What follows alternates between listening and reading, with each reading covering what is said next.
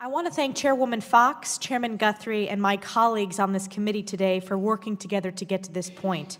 Higher education in America has changed rapidly over the last decade, and while the profile of the average student may be very different, the federal government and institutions of higher education are still stuck in the 20th century. Today's students are coming of age during a turbulent time in our history. Within an economy that offers the lowest unemployment rate in 17 years and a booming economy, there remains a climate of rapidly rising tuition, a narrative that dissuades the pursuit of trade and technical education, elevated levels of student debt, and a widening skills gap.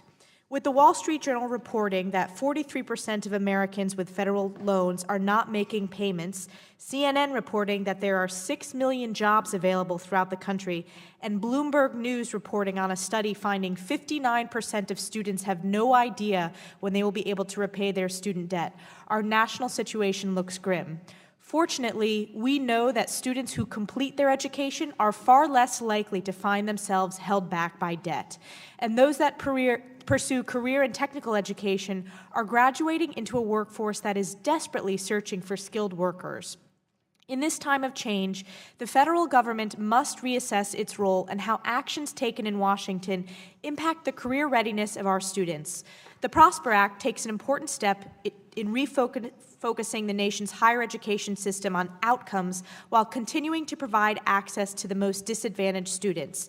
Additionally, this bill works to protect students' constitutional rights on campus, which is something we should all be able to agree on.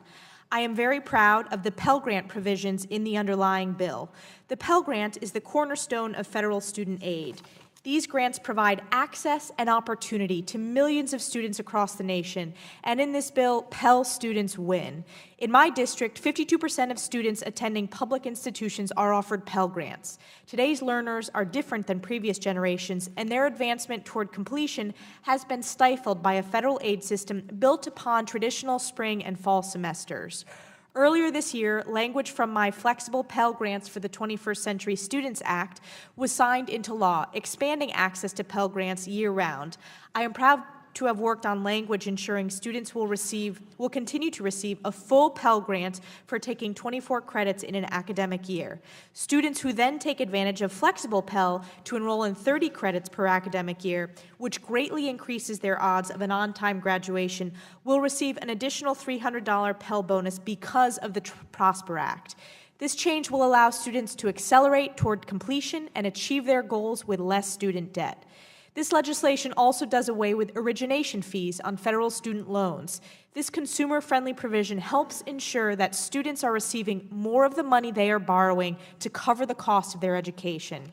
I'm also pleased with the investment in federal work study. This bill nearly doubles the authorization for work study while shifting the program focus to better serve Pell populations and removing arbitrary caps that prevented students from working at for-profit businesses.